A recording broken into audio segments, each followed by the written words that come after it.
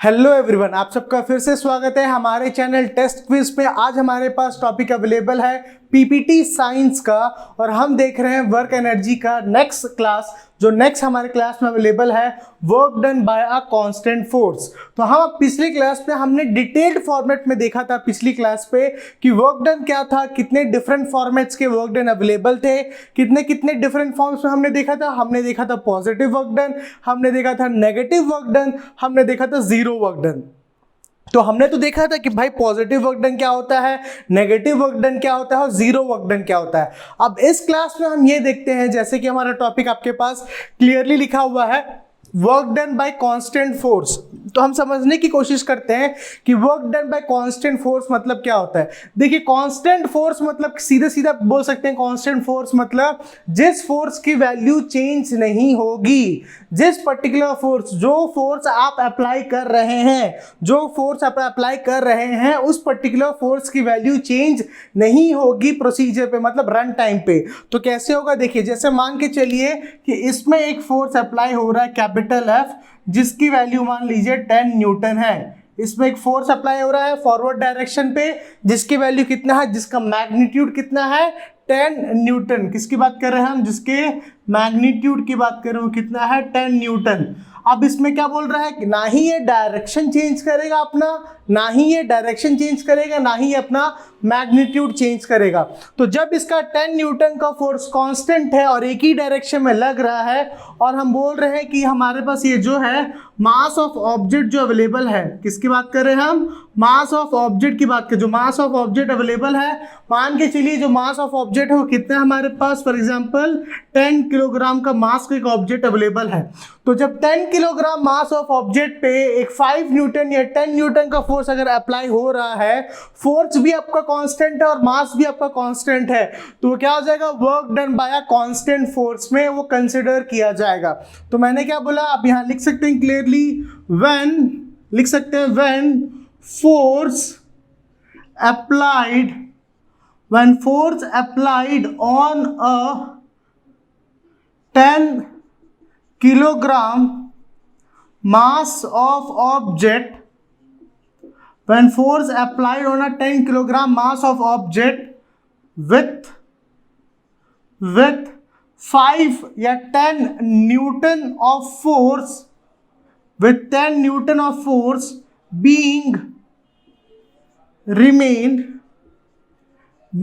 remain constant।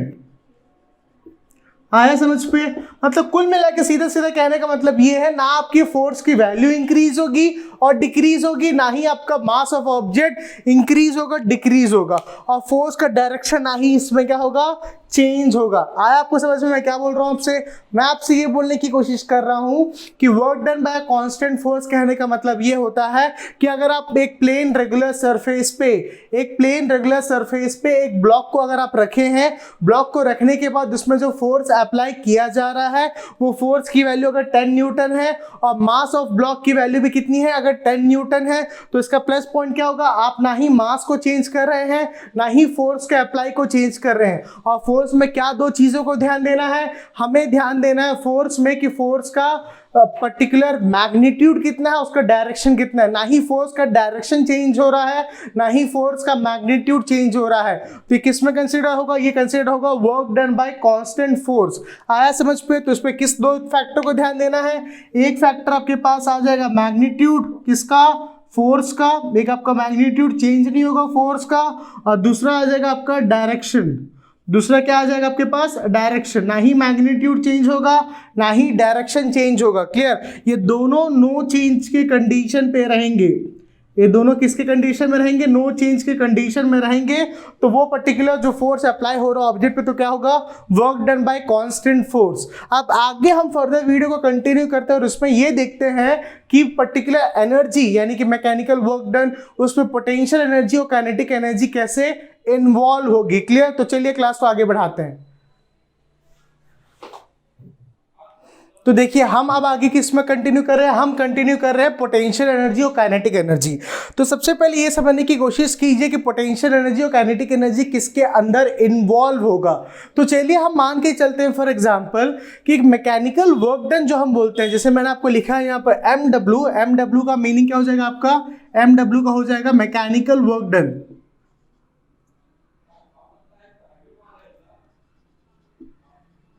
किस में आ जाएगा ये आ जाएगा आपका मैकेनिकल वर्क डन। तो देखिए मैकेनिकल वर्क डन में क्या कंसिडर होता है, मैकेनिकल वर्क डन में आपका कंसिडर होगा पोटेंशियल एनर्जी और काइनेटिक एनर्जी दोनों।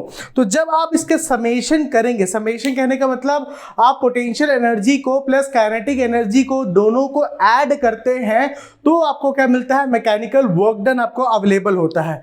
तो मैं क्या बोल रहा हूं आपसे, मैं ये बोलने की कोशिश कर रहा हूं कि मैकेनिकल वर्क डन पे जैसे कि आपने पोटेंशियल और काइनेटिक एनर्जी दोनों को देखा तो आप समझते हैं कि देखिए मैकेनिकल वर्क डन मतलब क्या होता है।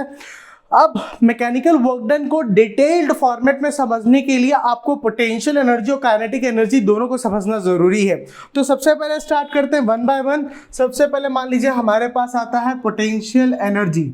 सबसे पहले हमारे पास क्या आया, हमारे पास आया पोटेंशियल एनर्जी।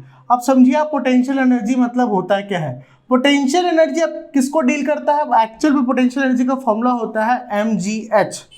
पोटेंशियल एनर्जी का क्या फॉर्मूला हमारे पास अवेलेबल है, पोटेंशियल एनर्जी का फॉर्मूला हमारे पास अवेलेबल है जिसको हम बोलते हैं क्या, जिसको हम बोलते हैं mgh। अब पोटेंशियल एनर्जी का मीनिंग क्या होता है, अगर कोई भी ऑब्जेक्ट किसी भी हाइट पे अगर रखा गया है, देखिए यहाँ पर आपको क्लियर दिख रहा होगा, h विजिबल है, क्लियर। अगर कोई भी ऑब्जेक्ट किसी भी हाइट पे अगर रखा गया है और वो कांस्टेंट है, अगर वो रेस्ट पोजीशन पे है, देखिए हम इसमें किस किस फैक्टर को कंसीडर करेंगे। पहला फैक्टर होगा कि कोई भी ऑब्जेक्ट कहां पर प्लेस हो, किसी भी हाइट पे प्लेस हो, ये पहला। दूसरा हमारे पास क्या हो जाएगा, अगर वो रेस्ट पोजीशन पे है, क्या है, अगर वो रेस्ट पोजीशन पे है। तीसरा, उसके पास एक सर्टेन मास होना कंपलसरी है, उस पर्टिकुलर ऑब्जेक्ट मासलेस नहीं हो सकता, उसके पास एक सर्टेन मास की वैल्यू होनी कंपलसरी है, क्लियर। और वहां पर क्या हो जाएगा, चौथा, क्योंकि वो हाइट पे रखा हुआ है तो डेफिनेटली उसमें क्या होगा, एक एक्सीलरेशन ड्यू टू ग्रेविटी, क्या होगा उसमें, एक एक्सीलरेशन ड्यू टू ग्रेविटी उसमें एक्ट होगा। उसमें क्या एक्ट होगा, उसमें एक्ट होगा acceleration due to gravity act होगा। तो वो क्या बोलेंगे, वो पर्टिकुलर हमारे पास जो एनर्जी है वो एनर्जी क्या है, पोटेंशियल एनर्जी है। वो एनर्जी क्या होगी हमारी, वो एनर्जी होगी पोटेंशियल एनर्जी। अब आप इसको ध्यान से समझने की कोशिश कीजिए कि ये क्या है और किससे रिलेटेड है। मैं आपसे ये बोल रहा हूं कि कोई भी ऑब्जेक्ट अगर एक सर्टेन हाइट पे रखा हुआ है, उसका एक पर्टिकुलर मास एग्जिस्ट करता है और उसमें acceleration due to gravity downward अगर एक्ट करती है, तो वो जो एनर्जी, वो जो ऑब्जेक्ट में जो एनर्जी कंजर्व है, वो जो ऑब्जेक्ट में जो एनर्जी पोजेस कर रही है उस पर्टिकुलर टाइम पीरियड पे, वो कौन सी एनर्जी होगी, वो होगी पोटेंशियल एनर्जी। और पोटेंशियल एनर्जी हम कब कंसिडर करके चलते हैं, पोटेंशियल एनर्जी हम तब कंसिडर करते हैं जब हमारा ऑब्जेक्ट क्या हो, रेस्ट पे हो।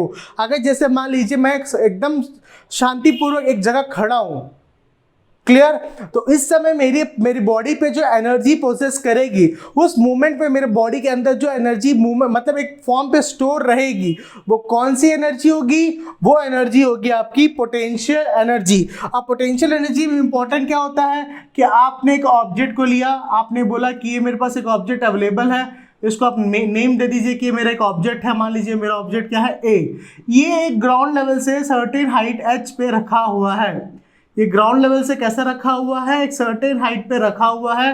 और मान लीजिए कि ये मेरा क्या है, ग्राउंड है। ये मेरा कौन सा लेवल है, ये मेरा ग्राउंड है, क्लियर। तो ग्राउंड से अगर सर्टेन लेवल पे रखा हुआ है, और ग्राउंड को कैसे मैं कंसिडर करके चल रहा हूँ, ग्राउंड को मैं कंसिडर करके चल रहा हूँ रेफरेंस पे। ग्राउंड को कैसे कंसिडर करके चल रहा हूँ, ग्राउंड को कैसे करके चल रहा हूँ, रेफरेंस पे। तो मैं क्या बोल रहा हूँ कि इस पर्टिकुलर ऑब्जेक्ट को जो एक हाइट पे रखा हुआ है, इसमें तो सबसे पहले एक्सेलरेशन ड्यू टू ग्रेविटी कैसे एक्ट करेगा, डाउनवर्ड एक्ट करेगा। ये क्या है मेरा, ये है मेरा एक्सेलरेशन। देखिए मैं बार बार लिख रहा हूँ ताकि आपको याद रहे और आपको समझ में आए। ये क्या है मेरा, ये है एक्सेलरेशन ड्यू टू ग्रेविटी। ये कैसे एक्ट कर रहा है, डाउनवर्ड एक्ट कर रहा है। और जैसे कि हमने पढ़ा भी होगा, आपको प्रीवियसली पता भी होगा, एक्सेलरेशन ड्यू टू ग्रेविटी हर प्लैनेट का डिफरेंट होता है। जैसे कि अर्थ का एक्सेलरेशन ड्यू टू ग्रेविटी कितना होगा, 9.8 मीटर पर सेकेंड स्क्वायर। मून का कितना होगा, 1.622 मीटर पर सेकेंड स्क्वायर।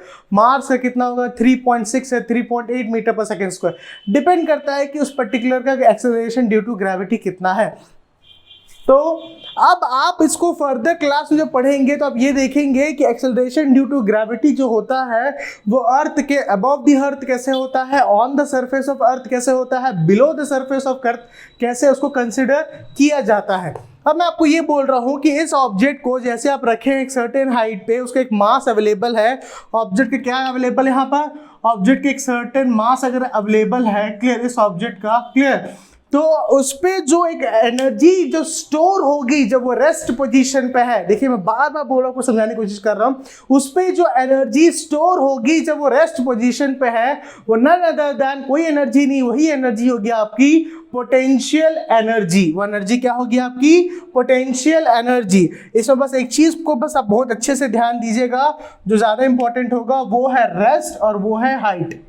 क्योंकि देखिए डेफिनेटली का ऑब्जेक्ट अगर सर्टेन हाइट पे रखा हुआ है तो उसमें एक्सेलरेशन ड्यू टू ग्रेविटी तो एक्ट होगा ही होगा। अगर एक ऑब्जेक्ट सर्टेन हाइट पे रखा हुआ है तो उसमें acceleration due to gravity act होगा ही होगा, और उस हाइट में रखने के कारण उसके एक सर्टेन मास भी रहेगा, लेकिन वो रेस्ट में होना चाहिए, हाइट में वो मोशन पे नहीं होना। जैसे एरोप्लेन को कंसिडर करके चलिए, एक प्लेन किसी एक डायरेक्शन में फ्लाइट में वो ट्रैवल कर रहा है, फ्लाई कर रहा है, करते समय तो वो कांस्टेंट तो रहेगा नहीं, वो कंटिन्यूस मोशन पे है। तो हम ये नहीं बोलेंगे कि एरोप्लेन की पोटेंशियल एनर्जी है, हम बोलेंगे कि एरोप्लेन की काइनेटिक एनर्जी उस कंडीशन पे क्या है। क्यों, क्योंकि काइनेटिक एनर्जी आपका डील करता है अगर वो क्या है, अगर वो मोशन में है। अगर पर्टिकुलर ऑब्जेक्ट अगर आपका मोशन पे अवेलेबल है तो उस पर्टिकुलर कंडीशन में हम उसको क्या बोलेंगे, काइनेटिक एनर्जी। लेकिन अगर रेस्ट पे है तो हम उसको क्या बोलेंगे, पोटेंशियल एनर्जी। आया समझ पे? मेरे हिसाब से आपको पोटेंशियल एनर्जी तो क्लियरली समझ पे आया होगा। हम अब इसी वीडियो को आगे फर्दर कंसिडर करके चलते हैं किस पे, काइनेटिक एनर्जी पे। पोटेंशियल एनर्जी का फॉर्मूला आप लोग याद रखिएगा। पोटेंशियल एनर्जी का फॉर्मूला क्या होता है, mgh। इसको हम डिराइव भी करेंगे, इसको हम देखेंगे भी। हमारे पास एक टॉपिक आगे जिसमें हम देखेंगे energy of an object at different positions. एक पोजीशन होगा सर्टेन मैक्सिमम हाइट पे, एक होगा जब वो नीचे डाउनवर्ड आते रहेगा, एक होगा ऑन द सरफेस। तो हम देखेंगे उस पर्टिकुलर तीनों कंडीशन पे, उस पर्टिकुलर तीनों कंडीशंस पे आपकी एनर्जी क्या होगी, एनर्जी का वैल्यू या मैग्नीट्यूड क्या होगा। क्लियर? अब देखिए, अब हम आगे बढ़ते हैं। अब हम समझने की कोशिश करते हैं किसको, काइनेटिक एनर्जी को। अब ये मत सोचिएगा पसीना बहुत बह रहा है, इससे कोई मतलब नहीं है, काफी गर्मी है, लेकिन तो भी आपको क्लास लेना बहुत जरूरी है। तो चलिए स्टार्ट करते हैं। हमारा क्या है नेक्स्ट टॉपिक, वो है काइनेटिक एनर्जी। क्या अवेलेबल है हमारे पास, हमारे पास अवेलेबल है काइनेटिक एनर्जी।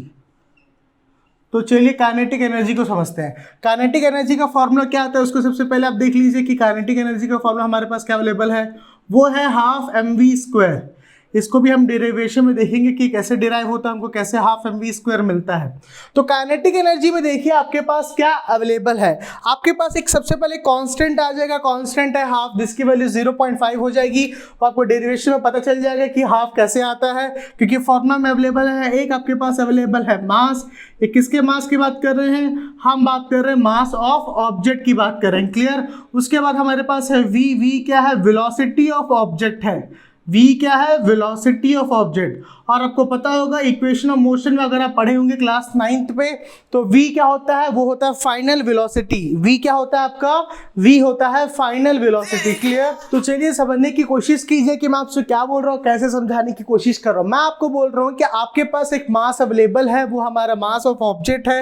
एक वेलोसिटी अवेलेबल है, वो हमारी किस वेलोसिटी की बात कर रहे हैं, हम बात कर रहे हैं फाइनल वेलोसिटी की। हम किसकी बात कर रहे हैं, हम बात कर रहे हैं फाइनल वेलोसिटी की। क्लियर? तो ये इक्वेशन क्या हो जाएगा, ये इक्वेशन होता है हमारा काइनेटिक एनर्जी का फॉर्मूला। और काइनेटिक एनर्जी में सबसे इंपॉर्टेंट फैक्टर क्या आता है, जैसे कि आपके पास पोटेंशियल एनर्जी में फैक्टर आता है रेस्ट, अब काइनेटिक एनर्जी में आपके पास फैक्टर आ जाएगा, वो है आपका मोशन। ऑब्जेक्ट को मोशन में होना बहुत ज़रूरी है। क्या वो यूनिफॉर्म मोशन में है, नॉन यूनिफॉर्म मोशन में है, सर्कुलर मोशन में है, लीनियर मोशन में है, रेक्टिलीनियर मोशन में है, ये डिपेंड नहीं करता। डिपेंड ये करता है कि ऑब्जेक्ट मोशन में है कि नहीं। आया आपको समझ पे? तो आज की क्लास में हमने देखा कि ये पढ़ा हमने कि एनर्जी में जैसे कि मैकेनिकल एनर्जी को पोटेंशियल एनर्जी और काइनेटिक एनर्जी दोनों एनर्जी को मिला के बोला जाता है। तो ओवरऑल जब आप लिखेंगे तो आप कैसे लिखेंगे? आप यहाँ पर लिखेंगे मैकेनिकल एनर्जी इक्वल्स टू क्या हो जाएगा? Kinetic energy plus potential energy. Mechanical energy क्या हो जाएगी आपकी? मैकेनिकल एनर्जी हो जाएगी kinetic energy plus potential energy. तो काइनेटिक एनर्जी में क्या आ जाएगा? Half mv² plus potential energy में क्या आ जाएगा? mgh। तो मैकेनिकल एनर्जी क्या हो जाएगी आपकी? ये हो जाएगी हाफ mv² प्लस mgh। आया आपको समझ पे? तो ये है आपका मैकेनिकल एनर्जी। इसको हम बोलते हैं कभी कभी total work done, total mechanical work done. तो इस क्लास में हमने देखा कि मैकेनिकल एनर्जी क्या होती है। हमने ये देखा कि फोर्स क्या, हमने ये भी पढ़ा कि work done by a force on a constant factor. अगर कांस्टेंट फोर्स अगर अप्लाई होगा तो उसमें वर्क डन कैसे होगा। और हमने काइनेटिक एनर्जी और पोटेंशियल एनर्जी को भी डिटेल में डिस्क्राइब किया। नेक्स्ट क्लास में फिर आपसे मुलाकात होगी नए टॉपिक के साथ आपके सिलेबस में। तब तक हमारे चैनल में जुड़े रहिए। टेस्ट क्विज पे फिर सबसे मुलाकात होगी। तब तक stay blessed. Thank you so much.